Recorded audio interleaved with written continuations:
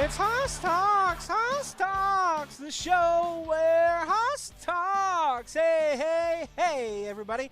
It is Hoss, and this is Hoss Talks, presented by Performance Electronics and powered by Telstar Technologies. And hey, real quick, I got to thank all of my supporters and all my sponsors, including the newest one on board here. It's My Race Pass.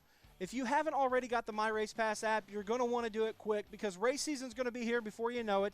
The pandemic's going to go away, and we're going to be slinging some mud here real soon. You can get driver information, you can get lineups, results, and so much more on the My Race Pass app. It's something I use every race night, and so should you. Check it out on your smartphone or Android, whatever it may be. Just search My Race Pass and get the app. Now, I've got a great show ahead of you. So I want you to take one guess on who the guest would be. One guess. That's right, Brad Best. You read the title above this video, and you know that Hoss has Brad Best in studio for you right here at Bob's Turn 5 at Port City Raceway. A great interview. We talk about racing back in the day, and Brad even gives a little bit of advice to some up-and-coming racers that are making their way through the ranks as we speak. So, without further ado, after a word from our sponsors, we're going to hear from Brad Best right here on Hoss Talks, the show where Hoss talks. Introducing the Performance Electronics Wideband O2 sensor with Bluetooth. With just 3 wires, installation couldn't be easier. Quickly connect your smartphone to our simple app to monitor your engine's air-fuel ratio in real time without gauges. The PE Wideband O2 sensor is just one of many Performance Electronics products that can add brains and brawn to your next high-performance project. Find them all at pe-ltd.com. Coming to Port City Raceway May 15th and 16th. It's the inaugural T-Town Showdown featuring the NOS Energy Drink USAC National Midget Series. Co-promoters Brady Bacon and the Eubanks family come together to bring big league midget racing back to the historical bull ring. The NOS Energy Drink USAC National Midget Series in the Sooner State of Oklahoma May 15th and 16th.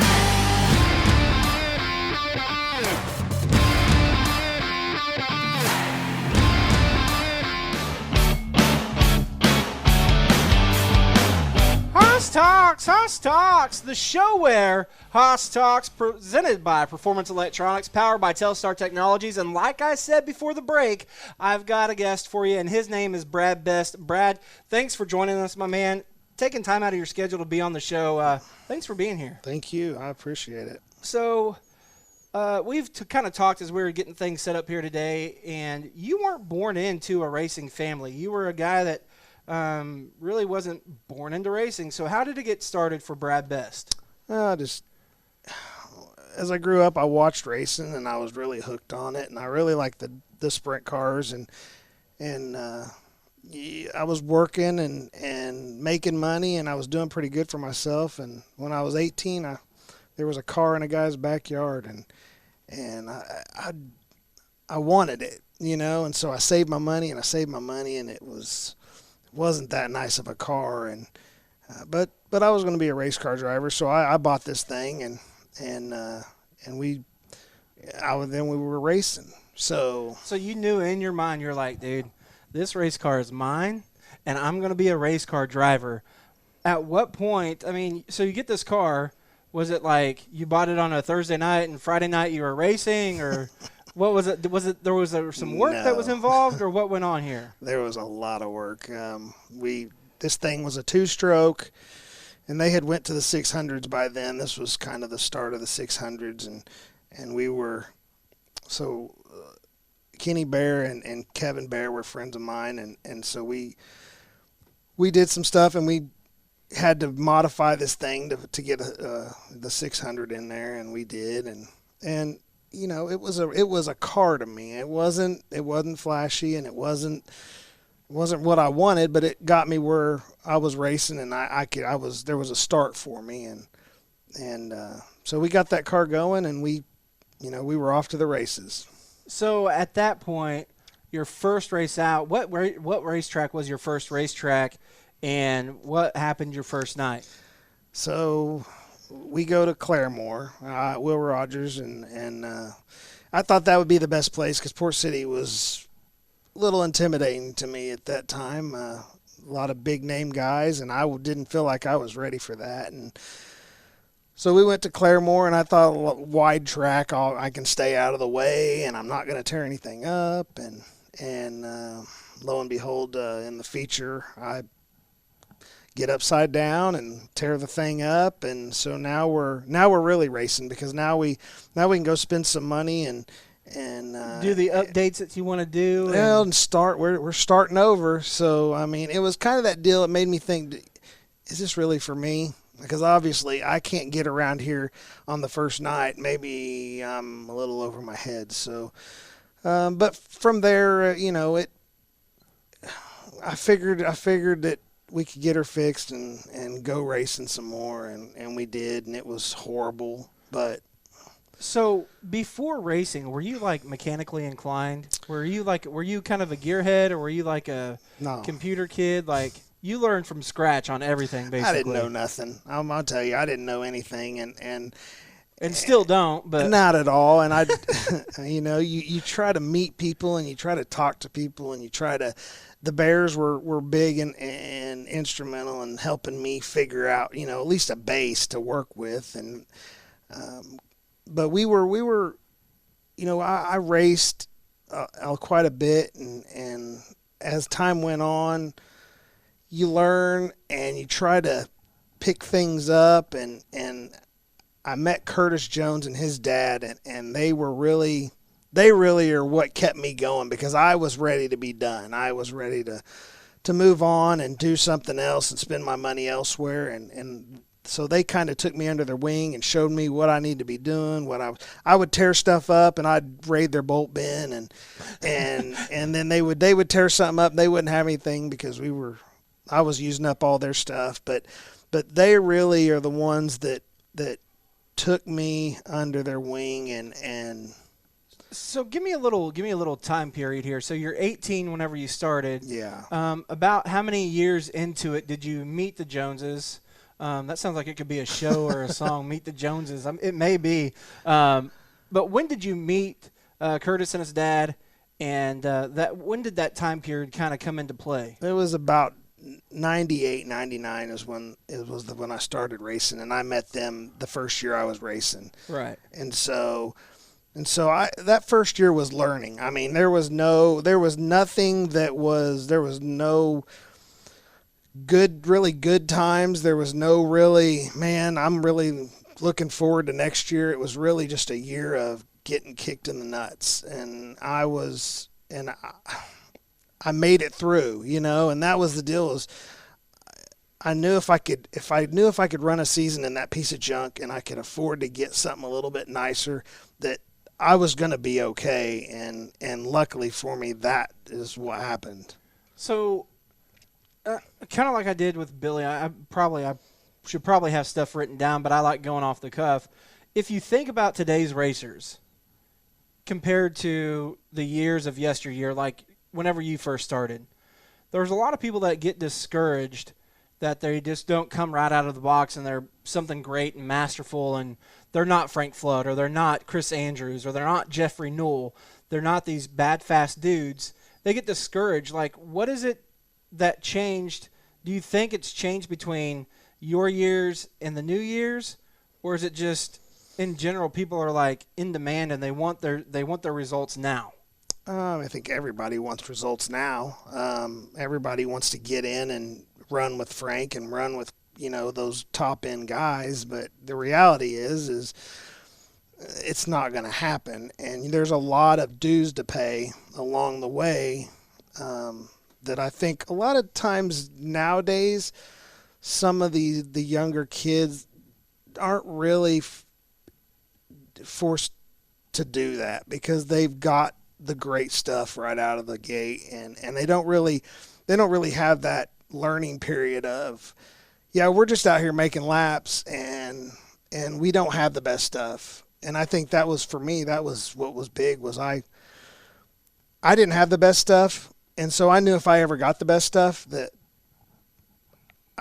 I knew I was going to be better. I knew I was going to really pick up from where I was at, because it was embarrassing. I mean, it was embarrassing for me at the first, because How long do you think it took you to get to that competitive level?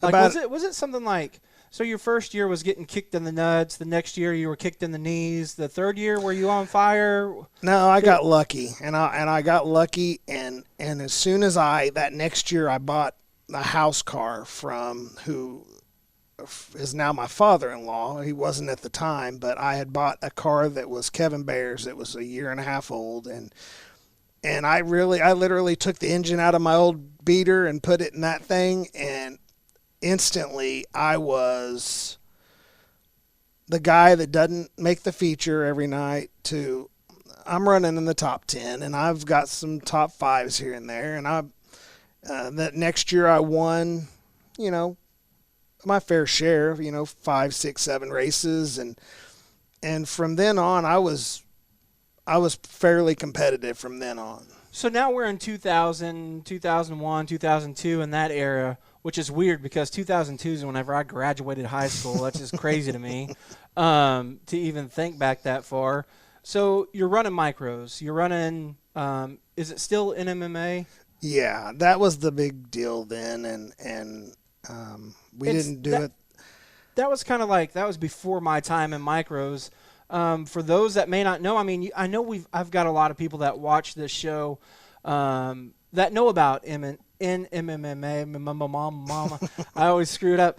But there's a lot of people like me that are new to the sport or may not necessarily know about it. What is or what was NMMA? It was just an organization that was a national set of rules. It was a set of guidelines for everybody to go to. So I knew if I went to Houston or Sweet Springs or Garden City or wherever we went, I knew the rules were the same for everybody. Kind of like, I guess the IMCAs, the NCR, it was kind of just a set of guidelines, and so we would go to a race, and they were real big on. We did a lot of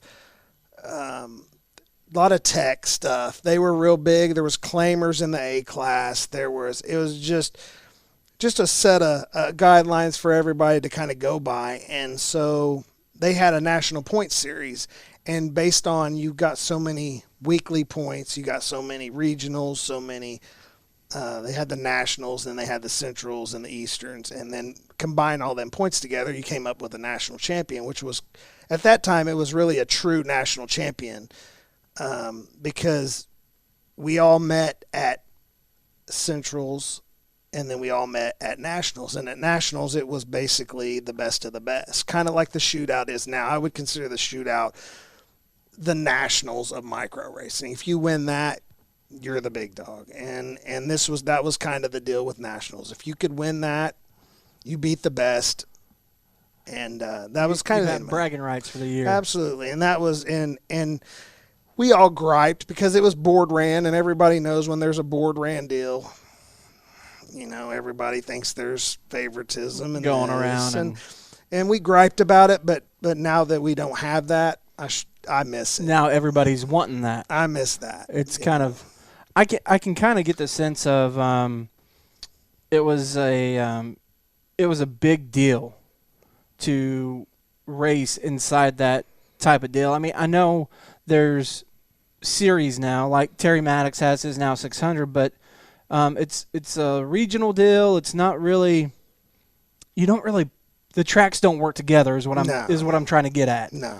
I mean, I know from my standpoint, I have a lot of knowledge on the back end of Port City here, and we try to work with Sweet Springs a little bit. There's a little talks back and forth, and there's talks with Arcoma, but tracks in general just won't shut down one weekend for everybody to go to X track. Y track over here is always like, but what about me? I want to race this weekend. Yeah. So I can kind of see where that would be a pretty special deal. So you compared now the Tulsa Shootout to the Nationals of NMMA. You've raced the Tulsa Shootout a couple times. You've won it once, yeah, right? Yeah. What is that caliber like? So you've been to Nationals for an NMMA race, and you've been to the Shootout. How would you compare it? Or can you compare it? Because one's indoor, one's outdoor. I mean, well, a lot of it was a different time of the shootout as well, and it was the shootout was ran in one day. It was go-karts, it was four-wheelers, there was a lot of different racing going on, and the racetrack was not near as good as it is today with just being the micros, and so a lot of it was you needed to draw good, you needed to run good in your heat, and then you were going to start well in the feature, and that year we drew good, and we got to start in the front, and everything worked out my way, and we put it on them in the feature. It wasn't like, it was a lucky win or anything, but it's definitely not the caliber of racing that we have today. But at the time it was still huge because there was nothing. I mean, there was nothing else, and so for me, I was pumped to win it, and it was definitely a check off your bucket list win for sure. Right. So you're racing micros. Did you ran some big sprint car stuff? At what point in the micro career in the timeline did you say, hey, I'm going to make the jump up and I'm going to run sprint cars? Well, I really got lucky, and we were. You've gotten lucky a lot. Well, you got an awesome wife. Yeah. You got some kids that are pretty studly. They definitely. My family has definitely stuck with me through times where.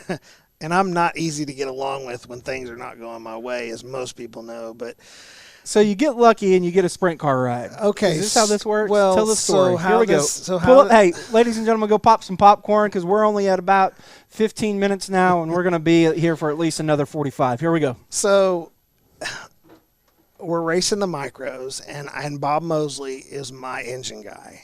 Momo. And I was with Bob when Bob started. And I was Bob's A-class guy, and Bob took care of me, and me and Bob are good friends to this day. And he had a guy from San Antonio that was keeping his stuff at his house, and he was just flying in to race. And so there's a lot of times those cars just sit there because he wouldn't race every weekend.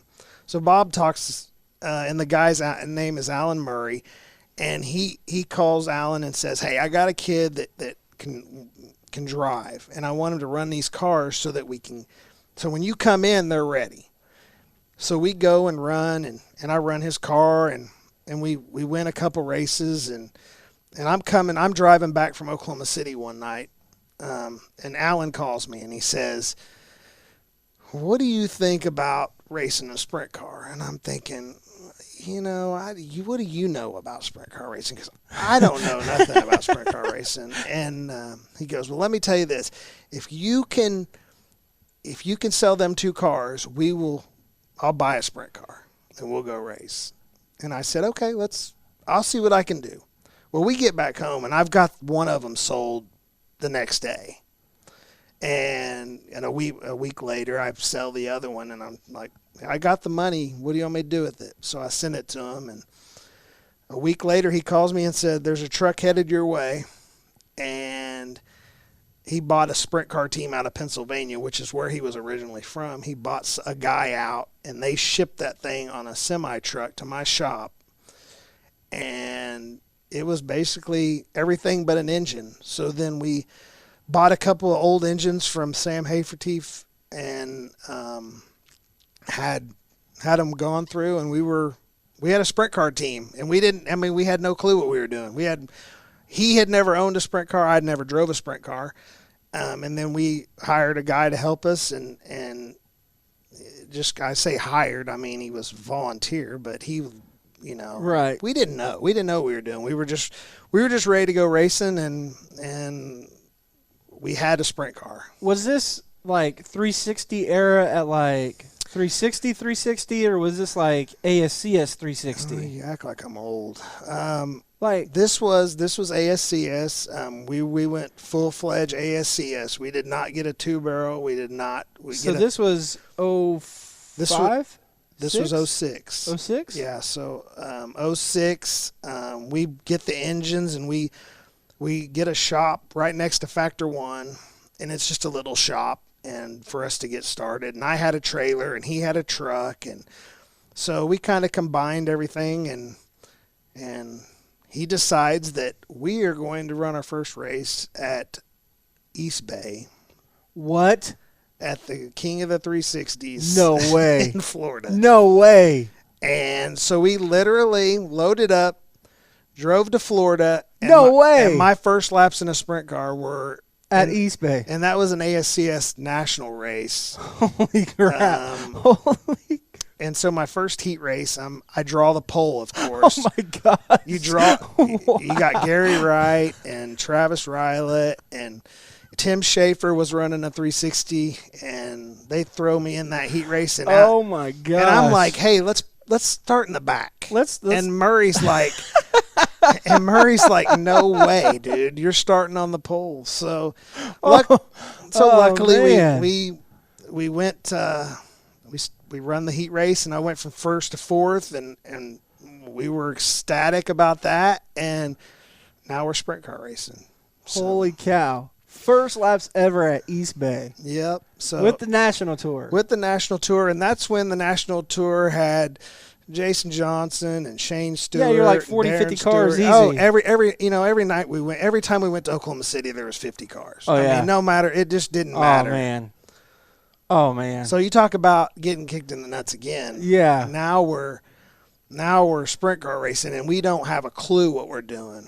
But we start getting some people to help us, and about halfway through the season, I won my first race with the ASCS with the Gulf South. It was just a regional win, but a win's a win because Jason Johnson was there that night, and luckily he was leading. I was running second. He crashes. I win the race.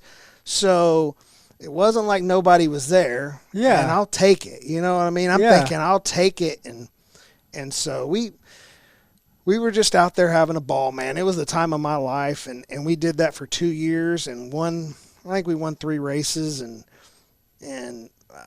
I was sprint car racing, and that's all I ever wanted to do. I didn't want to race micros. I wanted to be a sprint car driver, and I didn't care if it was 410s or 360s. And we kind of talked before we started recording that a lot of people would tell you that your biggest win is the Tulsa Shootout. But for you, your biggest win is probably one of those 360 wins. Yeah, and it's not a knock. Not taking anything away from the Tulsa Shootout. Not Tulsa at all. Shootout, a driller's a driller, you know. And it's on my mantle at the house, and it's right there, and it means a lot to me. But like I said, I wanted to be a sprint car driver, and to me, watching the ASCS, and I grew up in the John Hunt, kicking everyone's butt when they started that deal, and then watching, you know, Jason Johnson and Shane Stewart and those guys, and then I'm out there racing with those guys. Those wins to me were higher on my list than the Shootout, just because I didn't ever think I was going to get there. You know, there's a lot of people that have hopes and dreams, and they don't work out, and I was lucky for those 2 years that I got to do a lot of things that people don't get to do. So you're sprint car racing now. How long did you run sprint cars? I know you came back to micros, but how long did you run sprint cars? And was it a deal where you were like, it started getting too expensive for you to run, or? Well, I was lucky for me. He was fitting the bill on the deal, and he got involved with some people that were spending his money for him, and so we ran the first year, and then we came back the second year, and we ran more.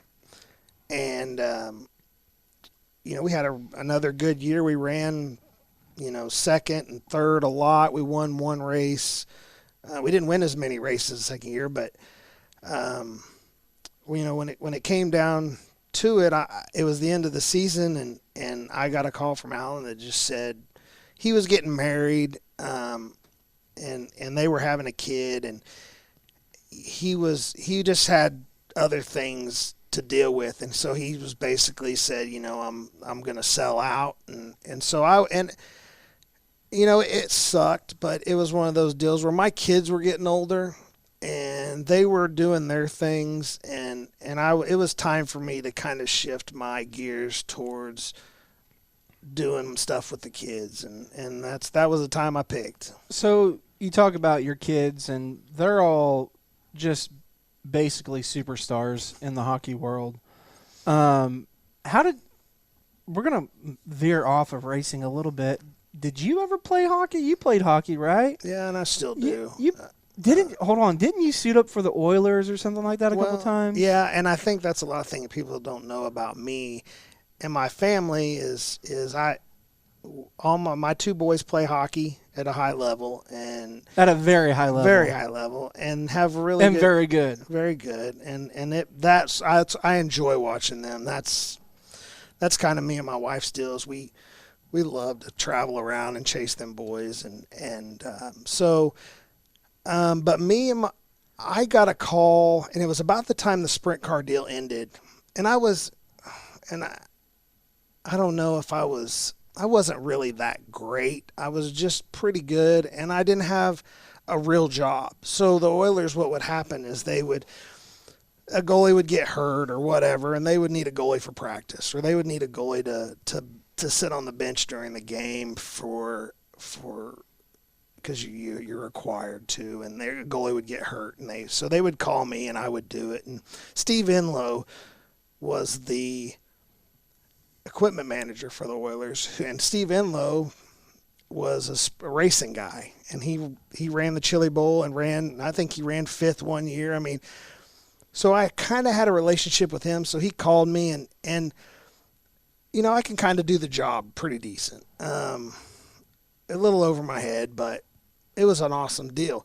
But I got to do that for probably over the course of 7 or 8 years. I probably did close to 40 or 50 games. Wow.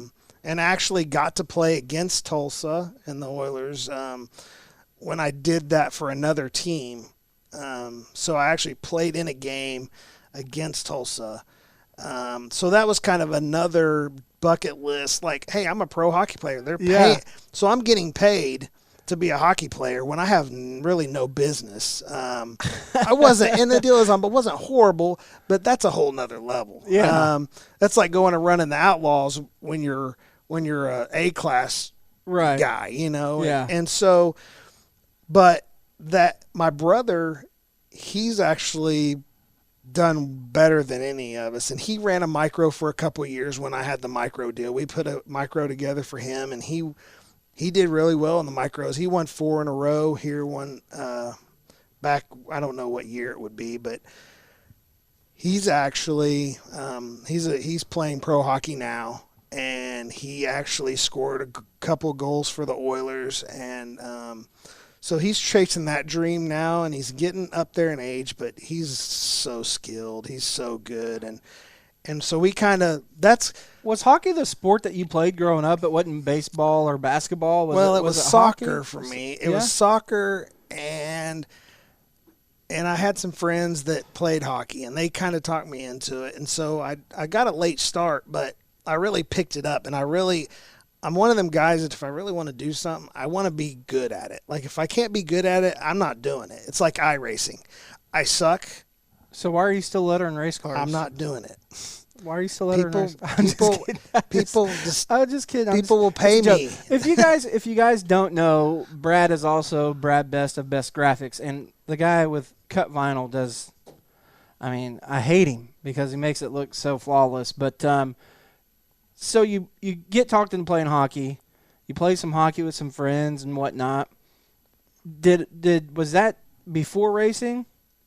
Before you got your race car? Was that like your teenage years? Yeah, that was about the time I started racing micros. I graduated in 97, and so I played my senior year and then kind of just went into the adult league and did some traveling with that. And like I said, I wasn't no superstar by any means, but I was not bad. And so I had a lot of opportunities to go play in tournaments and stuff, Vegas, and do some things that it was a great time. But but I was past my, I had missed the window to do anything. And the fact that I'm 5'8" is not a good, a good combination. So What you're saying is you make a better horse jockey than a. Yeah, that was probably a better route for me financially, but.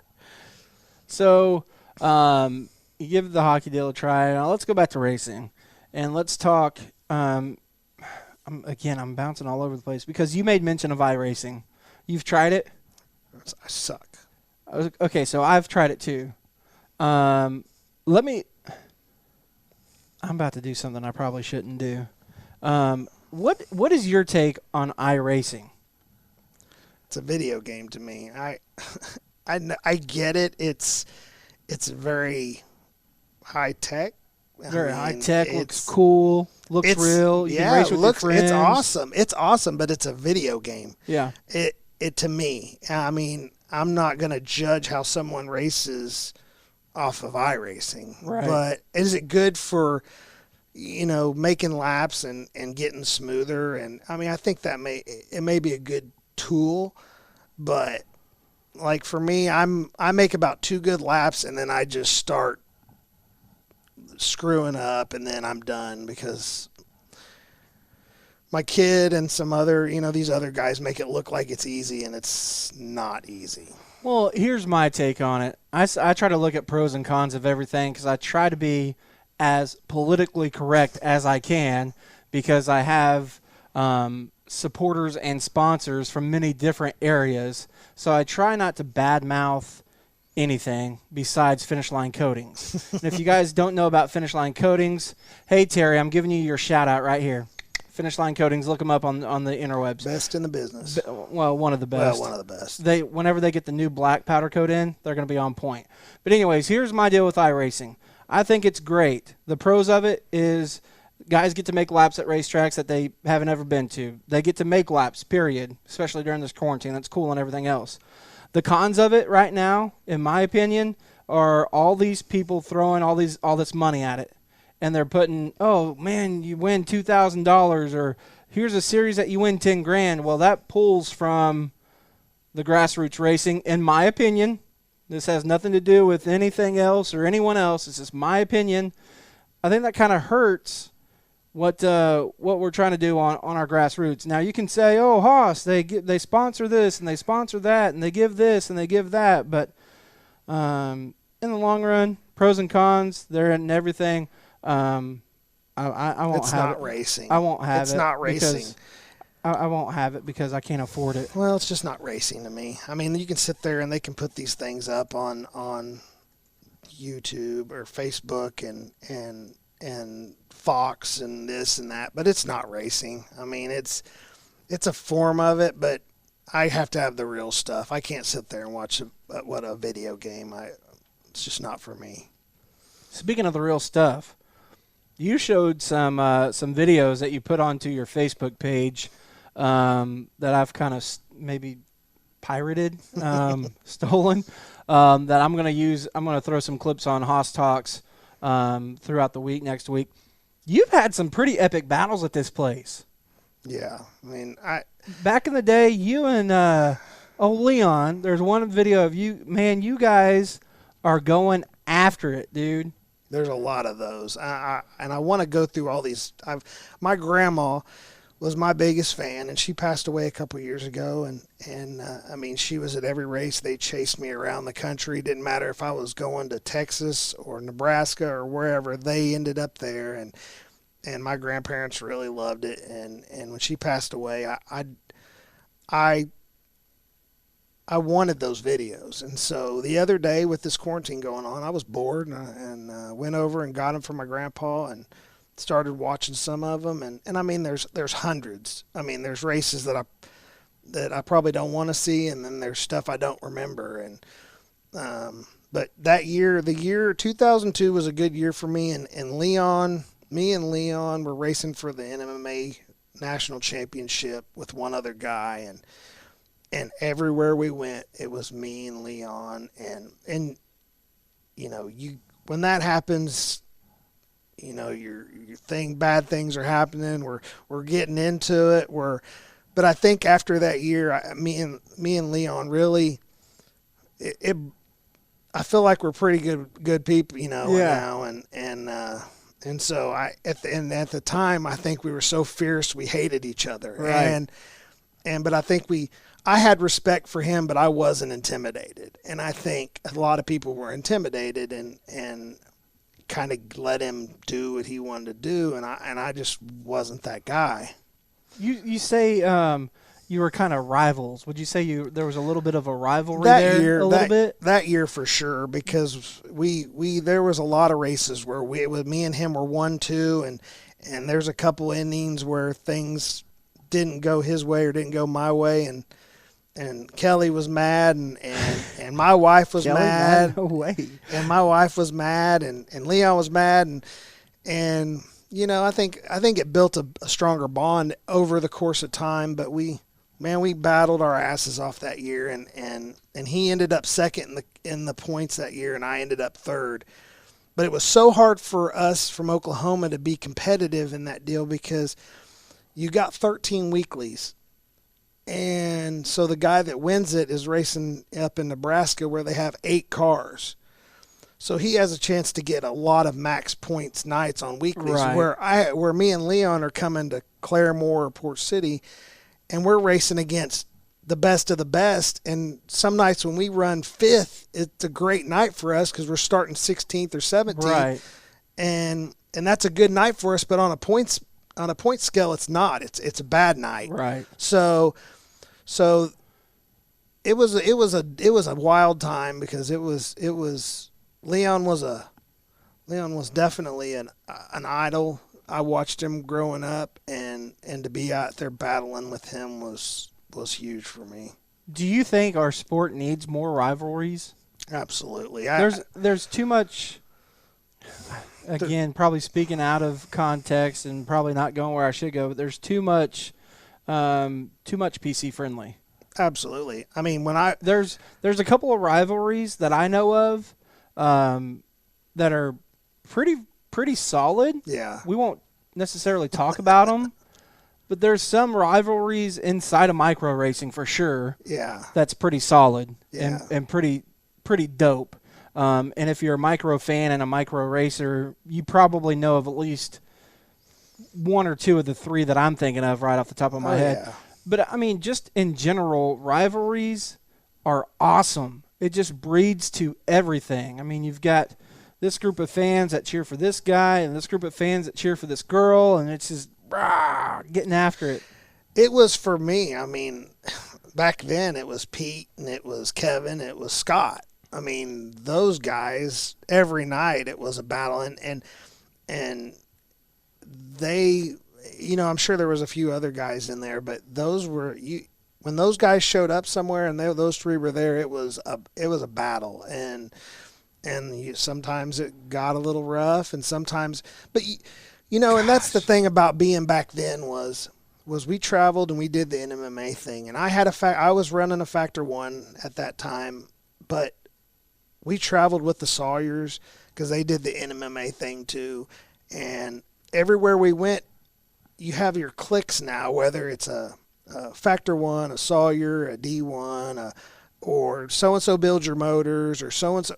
Those are the cliques, where back then for us, the cliques were you're from Oklahoma, you're from Texas, right. You're from Nebraska. So no matter where we went, we worked together, and if somebody broke something, we all helped fix it. It didn't matter if it was a Sawyer or an intruder or whatever it was. We helped everybody, and if you were from Oklahoma, you're with us. Yeah. And so if there was a fight, you're with us. Yeah. And nowadays I feel like the cliques are more smaller. It's hey, I'm with D1, or hey, I'm with Factor 1, or hey, I'm with Sawyer, and so builds my engines, and so you have the smaller. You don't really have the unity, right? That we had back then, but you still had. I mean, we still had our confrontations, but we all, at the end of the day, we were all still on the same page, and we were all working together. Over the course of years, traveling from track to track. What track really, I know Port City was your home track, but what track or tracks, whenever you saw them coming up on the schedule where you're like, oh man, This weekend, boys, get ready. This weekend, this track is my track. Sweet Springs was that track for me. I really got around there well. Every time we ran there, we were first, second, third. And I didn't, we ran Garden City. We ran down in Houston, Kentucky, Nebraska had 3 or 4 tracks. We went just so many different places, but there were places that you went and guys were fast. But when we showed up, when the Oklahoma boys showed up, the odds are one of us was going to win. And because we raced harder, because we raced against these guys every week, where those guys are running against guys that aren't as good. And then so when we show up, you're kind of raining on their parade. And so, but we traveling around, definitely Sweet Springs was one of my favorite tracks to go to, and it still is. And it's a great facility, and it's, they run some good races there, and the people there are good. And so Sweet Springs probably definitely that track for me. I really like Sweet Springs and the people. It's one of those club ran tracks still to this day, but they've got a lot of people that are pointed in the right direction, and they all seem to get it. A lot of these racetracks just don't get it whenever it comes to fan experience or driver involvement and things like that. And that's one thing, Sweet Springs for sure, that I applaud them for. You go sprint car racing, and once you're done with that, you play some hockey. At what point did you come back to micro racing? How did you come back to micro racing? You got lucky. Yeah. And you met. I'm going to get lucky some more as the story goes on. So my kids are playing hockey, and we're traveling all over, and so I don't have time to race. And I'm one of them people, if I can't put 100% in it, I'll just stay home. So I get a couple chances to drive something here or there, and I'm not into it. I can't put my time in it. I don't know what I'm driving. And so I'm actually at a job, and I meet Dave Macintosh, and he's buying some cars from Blaine Morton. And I just happened to be at Blaine's shop that day, and David comes in, and we're talking, and at this time it was David was racing and Cannon was in a junior sprint. And so he's like, well, I'm buying these cars, and I'm going to have two cars. So if you want to come drive one night, we'll make that happen. And I thought, I didn't know Dave real well. I knew him, but I thought, let's try it. So I went over there, we put my seat in, and we ran it 1 week, and then the next week was the Pete Frazier Memorial. And we won, and we were running Outlaw. I won the first night and run second, I think, in the main on Saturday. And from then on, Dave's like, man, you want to keep driving that thing? Keep driving it. And so me and Dave kind of formed a relationship, and his kids kind of became my kids, and we had a real good relationship. And so we actually built a car for me the next year, and we raced full time with him for 3 or 4 years. I don't remember how much it was, but that's when we came back. It was just by chance. I mean, I wasn't looking to get back in it. I didn't think that that would turn into what it did. But now, I mean, me and Dave are pretty good friends, and so it's really turned into a good relationship. And then after that, once Cannon kind of moved on, or Dave stopped racing, you even raced one more year after Dave quit, didn't you? Yeah, so Dave was just kind of focusing on Cannon. He was trying to get Cannon moved on, and Cannon, you could always tell he had the drive and the passion. Yeah, I mean, he was just good, and so we kind of knew he was gonna do something. We didn't know what. So Dave decides he's gonna step away, and so I got to race until he decided that he was gonna pretty much do the midget deal and kind of go a different direction, which, by that time I had kind of burnt myself out a little bit. We were trying to run 6 or 7 cars out of one trailer, and it was just getting to where it wasn't near as fun as it was when we first started. Now, you still do come back and dabble a little bit with Kevin Phillips, right? Yeah, and him. It's more one of those things of, let's go. Well, Kevin's another guy that he doesn't come from racing, so he doesn't have a lot of knowledge, and he kind of relies on, people to help him, and so I've got a good relationship with him, and he's put another car together, and his daughter's coming up through the ranks, so it's kind of a deal where it works for me because I don't want to race all the time. I just want to race here and there, and so we're trying to get her to where she's learning and getting better, and Kevin's learning, and it's really just a good deal for me because like I said, I'm not a full-time guy right now. Well, it's one of those deals too where you're kind of.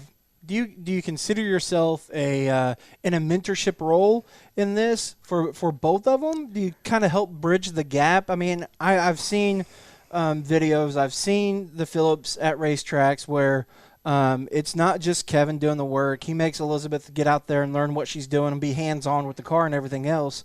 But do you kind of see yourself as sometimes you're like, hey, Dad, take a little bit easy on her because – she did the right thing. It just wasn't the outcome that you wanted to see. Or do you ever see yourself like trying to give a little bit of a pep talk to Elizabeth or Kevin? I think Kevin's more laid back. I want her to win. I don't. He's sometimes he tells her to kind of just be careful, and I'm. Don't be careful. Let's go. Get your elbows up. Yeah, and I don't know if it's a mentorship. I try to lend a hand when I can. I like to talk to her and tell her, try this or maybe do this or don't do that. But she's just at that age, and that's a tough age for any kid. She's a teenager, and their minds are 100 different places. So I try to offer what I can, but as far as being like, I'm definitely not the crew chief. I'm not I just kind of try to keep them from killing each other sometimes. A mediator, not a there you go. That's mediator. The word. There we go. Yeah.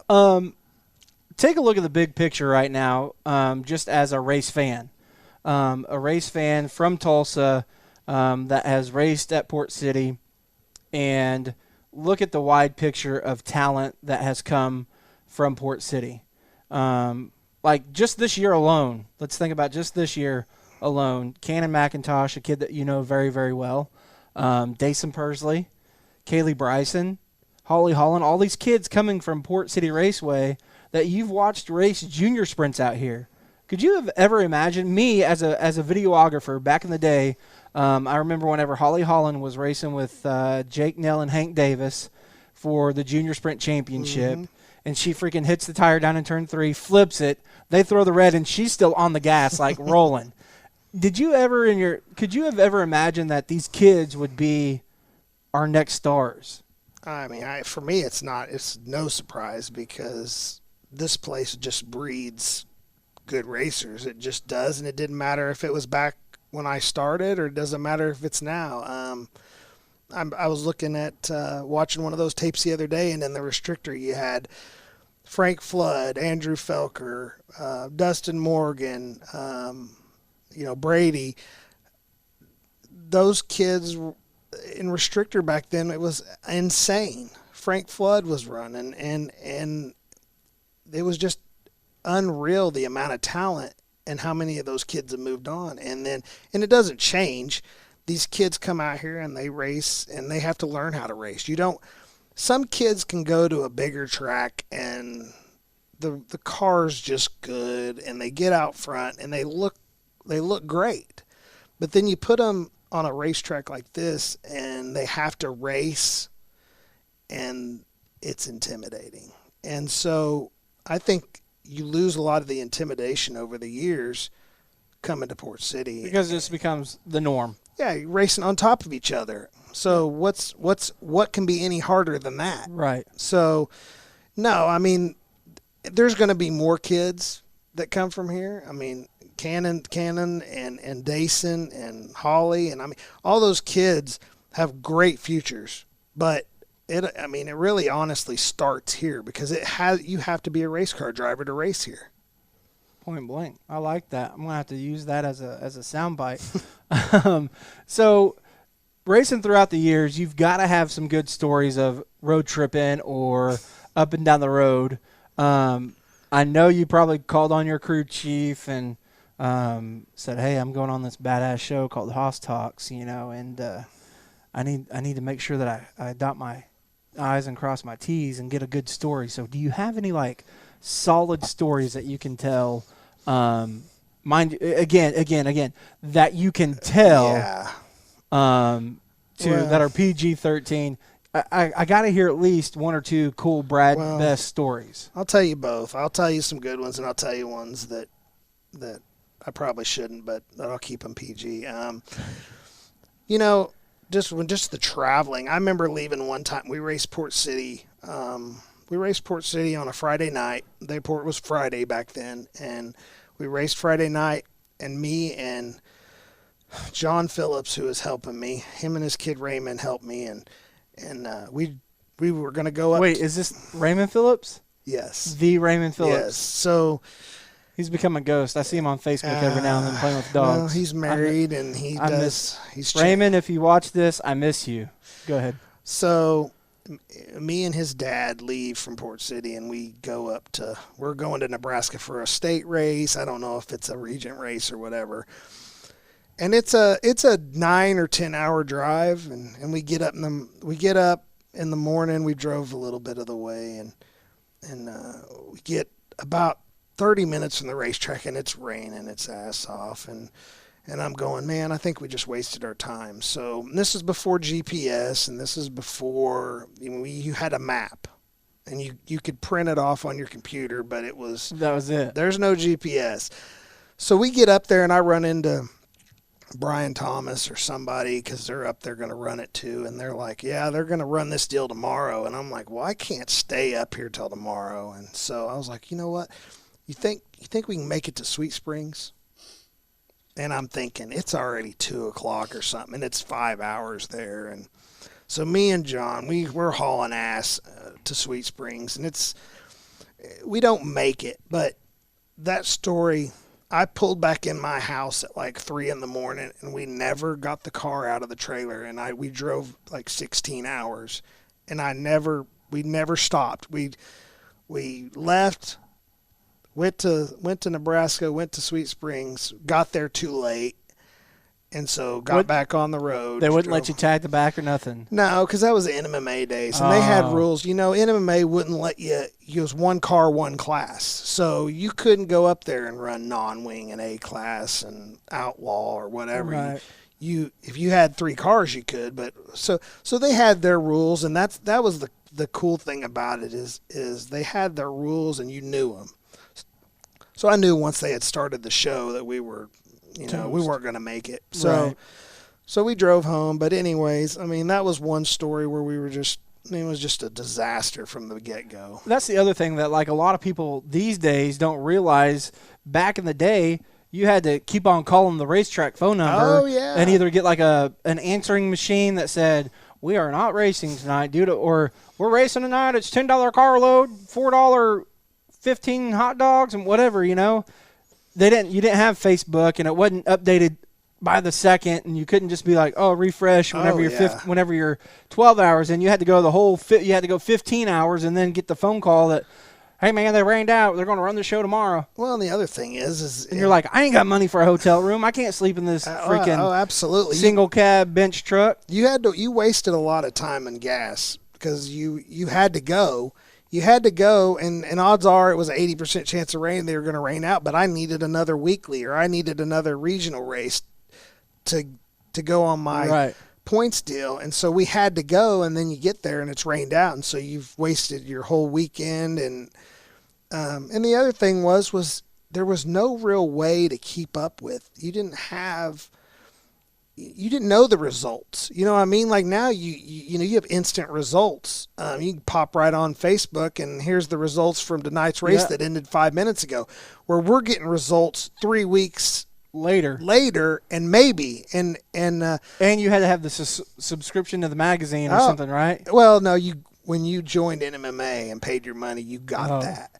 But you didn't know if they had all your weeklies in that. You didn't know what they were counting. Yeah. So you had to call them and ask them to send a printout of what they had for you. Right. And some racetracks would hold back and not turn all their weeklies in until the end. So you thought you had a big lead. You're like, and Leon ain't got crap on me. And then all of a sudden here comes this guy from Nebraska that was down in 15th, and now he's a champion. It was like at Centrals that year. I won, Leon ran second, and the guy that won the championship ran third, and he ran third. I mean, and so it's like when we met up and had to race against him, we beat him, but his weeklies were so much better than us. When it was all said and done, it just really screwed us. So, but man, I really miss that stuff because it was a fun time of racing. I don't think people that are in it now understand how much just the whole atmosphere of racing has changed. How much you didn't have to spend $25,000, $30,000. My car that I had my best year with, I probably, if I had $10,000 in it, I would be surprised. You know something I want to do? I want to promote a race, but you can only run this race if you bring your car on an open trailer. And you can only run one class with one car. You'd have a lot of guys looking for open trailers.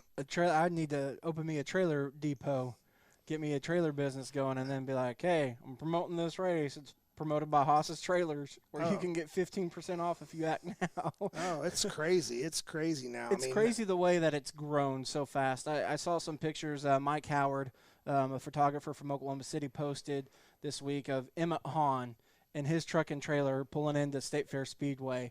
And I was like, oh, my gosh, would this not just be epic to have an open trailer race only?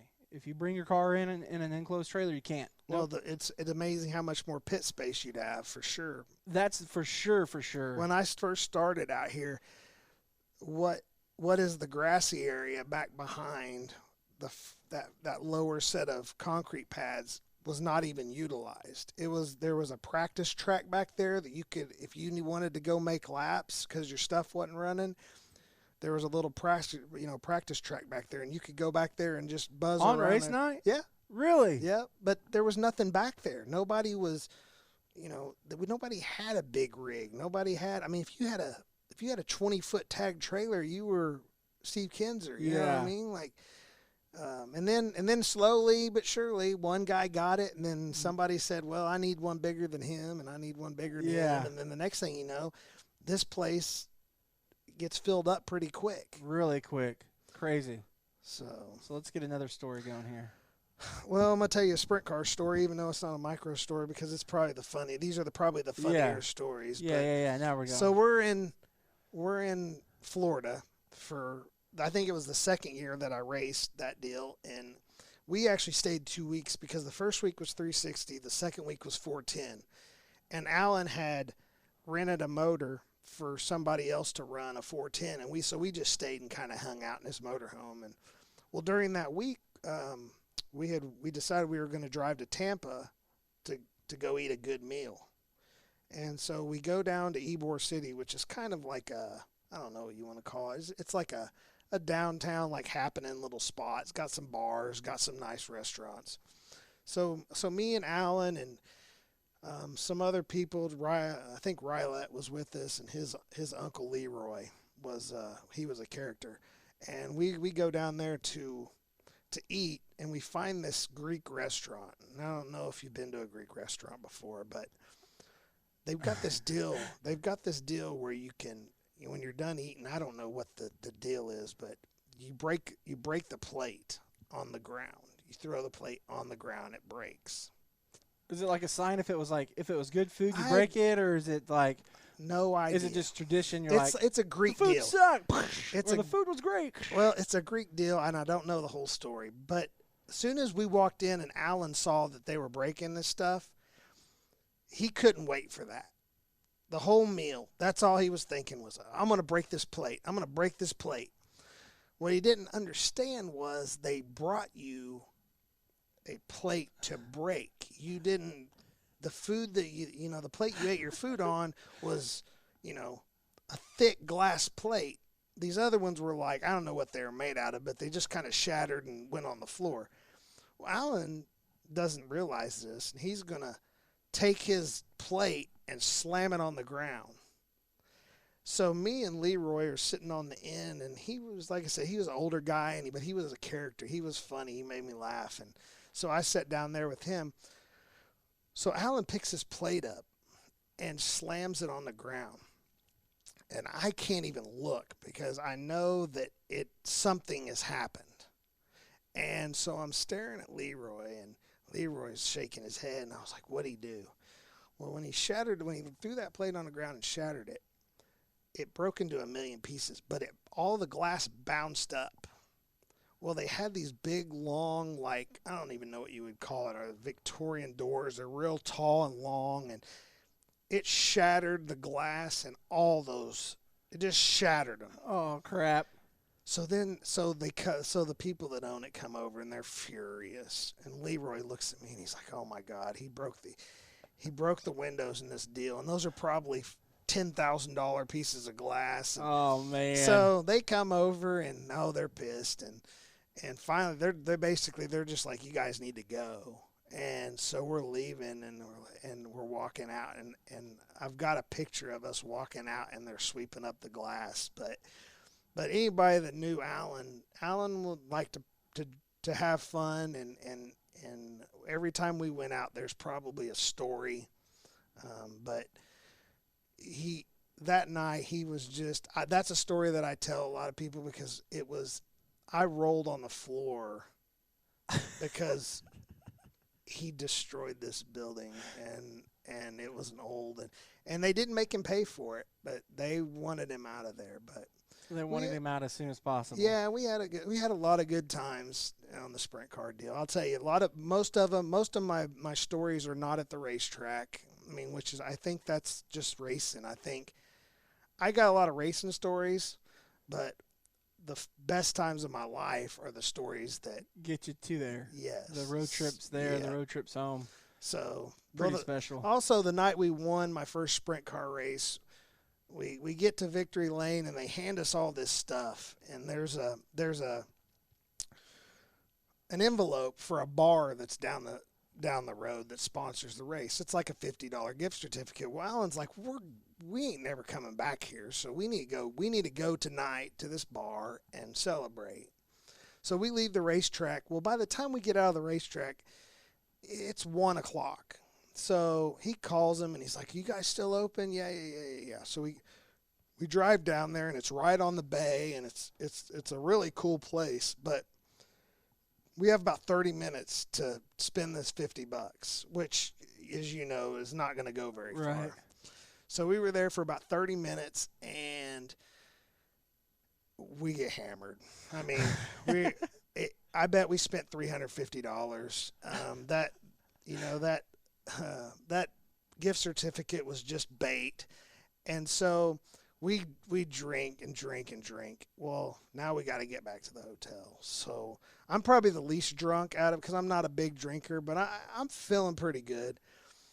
So I wake up the next morning, and first off, I'm trying to figure out how we got back to the hotel when I knew I drove, which definitely not a good idea. But I wake up, I stand up, and the guy that helps us, Bob, he's in the bathroom throwing up, and Alan has peed the bed so bad that it's literally sopping wet with urine. Oh gosh. But oh boy. But the biggest thing was I didn't know how we got back there because I didn't even know where we were to get us back. And like I said, that was before GPS. Yeah. So, you know, we had to know where we were going, but we spent about $350 that night at the bar, but it was well worth it. You know what I mean? It's like one of them nights where I didn't care. It didn't matter to me. It was one of my biggest wins, and if we got hammered, we got hammered. But. Right. So, road tripping up and down the road, what's your go-to road trip snack? Are you a candy guy? Or I like hot tamales. You're a hot tamale guy. I like sunflower seeds. I like hot tamales. Are you original sunflower seed, or you like the dill pickle, black cracked pepper, sea salt ranch? I like ranch. I like the dill pickle. I like anything with some flavor, but I like the big ones. I don't like the small ones. What's your go-to drink on the road? I see you brought your own Snapple. I love Snapple. I love Mountain Dew, which is not – I'm trying to back down on that a little bit over the years because, I mean, I could kill a 12-pack, but I'm trying to do better. But I'm probably a Mountain Dew guy just because it keeps me alert and wound up. How long have you been doing the graphics still now? 21 years. And what made you want to do that? You're not that old, are you? I'm 40. Oh my God. I don't feel 40. It's like when I go to the racetrack and everybody, I still feel like one of the younger guys, but I'm not. And so when everybody, and you don't realize it until you throw down into turn one. But I don't realize it till I start watching those videos, and I'm like, oh my gosh, like it has been a long time, but I've had so many different kind of series of my life where it was just different. Like when I was doing my own thing when I first started, that was one thing, and then the sprint car deal was another, and it's all meant something different to me. And so now I'm kind of the deal where I want to race with my friends. I want to race with, you know, it was fun racing with Kevin, and it's fun racing with David, and that was the fun part for me. So what would you prefer, wing or non-wing? I'm a wing guy, and I don't people always get mad because they're like, well, you won non-wing nationals and I won, you know, the first non-wing. I won the first ever non-wing national deal that they had at Oklahoma City when they had the Oklahoma Nationals. Yeah. I won that first year, and I won a lot of non-wing races, but it is not for me. Like, I'll do it if it's available and I just feel like doing it, but I'm not. I definitely feel like I'm a wing guy for sure. Are you a berm or tires kind of guy? I'm not a berm guy at all. I don't know that I love the tires. I think it's more technical. I think it definitely makes you have to be a better driver than just getting up on the berm, and it's not forgiving. It's too forgiving. It needs to be the berm either needs to be higher for me to like it, just because it keep people off of it. But I'm a tire guy. Are you a run the tires guy or tops up here, bud? I don't know. Everybody will tell you I'm a catfish, but you know, I mean, I pull these videos out and I'm telling my wife, I'm like, why do people say that? I'm on the top. What are you talking about? Like, but I think some of my better years, I could run the bottom real good, and that's how I passed a lot of people. So that was my go-to. But now I prefer the top if I can get there, but I don't know that I just kind of a go where they're not kind of guy. Middle, bottom, I don't really care. It doesn't matter to me. Are you a points average guy or are you a draw guy? I am not a point average guy ever. I'm definitely a draw guy. I feel like, and I get into it with people all the time about this. I don't think you reward people for being slow. Yeah, I don't think you. I'm sorry, and I want those guys to get better, but I don't think letting them start on the front every week is the way to do that. And I think what made me better was having to learn how to pass. And I think once you have that feeling of, oh, now I can pass, you don't worry about starting on the front. I know I can go forward.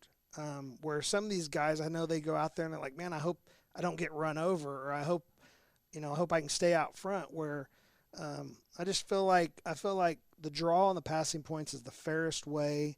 It's good for out-of-town guys. It will get more out-of-town guys because they know they're not going to have to start dead last. But I'm definitely a point average. I'm against point average. Are you a bacon or a sausage guy? Bacon. Are you a pancake or waffle guy? Waffles, probably. White milk or chocolate milk? Both. Both? Mm-hmm. Are you a fluorescent guy or a gold leaf guy? I mean, I do a lot of gold leaf, but That's just popular right now. Yeah, it's just the thing. I like fluorescent. I think a little fluorescent on something just kind of makes it pop. Fluorescent or reflective? Not reflective. I hate reflective. It's a pain in the ass. So you've done a lot of things over your life. You've done a lot of cool things, seen a lot of cool places. Do you have a current bucket list of things that you want to do before Brad Best leaves this great planet that we're pandemicking in? I think I'm just to the point in my life where I like doing things with my family. I like my wife loves to go on cruises, and I really enjoy that. And I just glad that I have a business that allows me to do things that some people aren't, can't do because they have a real job is what I call it. They're set to 9 to 5, Yeah. and they're only allowed 40 hours of PTO or OPC, and they can't be like, hey, guys, we're closing next Thursday through Saturday, so if you need something, you better get it now. My wife gives me crap all the time because she says, oh, you got all this freedom you're out, you get to enjoy the weather, you get to do, and she's got her job, Her and desk job. She's stuck, and she's good at what she does, and she loves her job. But like when Knoxville rolls around, I'm going to Knoxville for 10 days. I think I take some crap because that's kind of my vacation, my personal vacation, and she likes to go, but she can't because she spends her vacation on things she likes to do. So for me, I just, if I can race a little bit here and there, I'm good with that. But I just live in life. We just moved into a new house, and we're just kind of enjoying the simple life right now. And I think the virus deal's kind of slowed me down because I'm about a 9 or 10 in the morning guy till 10 in the evening before I get home, and I think sometimes that's typical sign guy stuff. it is, and they'll say, well, if you worked, people just if you get up earlier in the morning, people don't have a clue. They don't understand it all. They just don't get us. You just don't understand us graphics guys. It's not as easy as it looks. Well, it's just time consuming. Yeah. I don't think they understand the art. If you could give a young racer right now, somebody that's, let's say they just moved from a restrictor into A class, if you could give them a piece of advice, something that you wish you would have known whenever you got started or whenever you moved up a class, is there anything that just pops out of your mind like real quick that's like, hey, da-da-da-da-da-da? I think a lot of it's just, having fun. I think with kids these days, there's a lot of pressure on them with the things that some of the younger kids have done. Everybody thinks that I'm going to be this next Christopher Bell, or I'm going to be the next.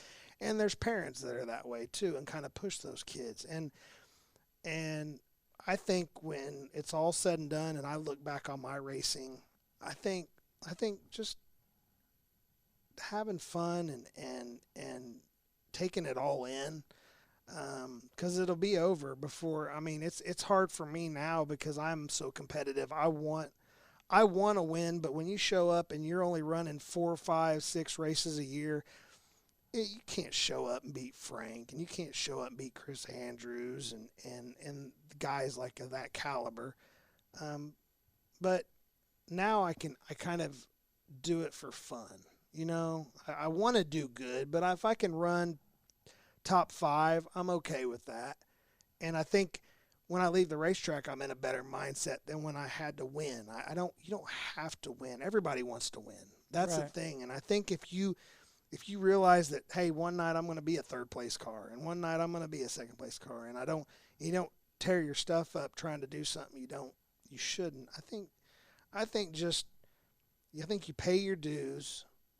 You pay your dues, and just because you can run a certain class or you can move up doesn't mean you should. And I think Pete, that was the thing that Pete kind of policed when he was alive, was I would have never thought about running outlaw, even doing good in A class, because I felt like that was a totally different level, and I was younger. And I think Pete kind of told people the way it was. Yeah, you got a good kid, but you got a lot to learn too. Yeah. So I think nowadays people just kind of jump into something and they're looking for the fast track way of getting to a certain place. And I get it, because you're on a time deal, and you have to make moves and you have to impress people quickly. But in doing that, I think it takes a lot of the fun out of it for the kids. And I think enjoying it and having fun is with your family, with your parents, with your whoever you're racing with. For me, is huge. Do you have anything that we didn't cover that you feel like needs to be said?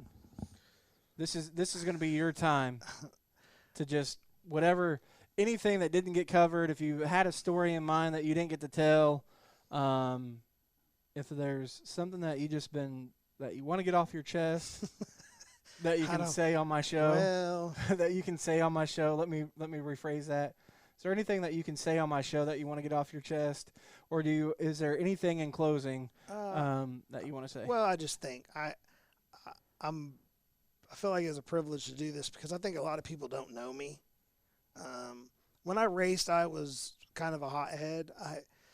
I raced hard, and I was competitive. And Ray Crawford always called me Little Sammy, because I would throw my steering wheel, I would throw my helmet, and as I've gotten older, I've figured out that's every now and then I have a spell. Dave Mack can attest to that. But I think a lot of people have the wrong image of me, and so I just like people to know who I really am. Some people say I'm an asshole or whatever, but I'm really not. I just when I'm racing, I have a different mentality than when I have when I'm out and about. But overall, I feel like I'm a good guy, and I feel like I enjoy people, and as long as as long as you're good to me, I'm good to you. So before we leave, can I get you to do a Haas Talks? I don't think so. I mean, come on, Brad. Just say Haas Talks. Talks. I feel like you have a bet with somebody, because they know that I'm not going to do that. It's not a bet at all. It's not a bet at all. If it was a bet, I would tell you and split it with you. Oh. It's not going to happen, is it? Haas Talks. Yes, it happened. Guys, that has been Brad Best right here on Haas Talks, presented by Performance Electronics, powered by Telstar Technologies. I want to take a real quick second to thank all of my great supporters, all my great sponsors, and thank you for watching Haas Talks.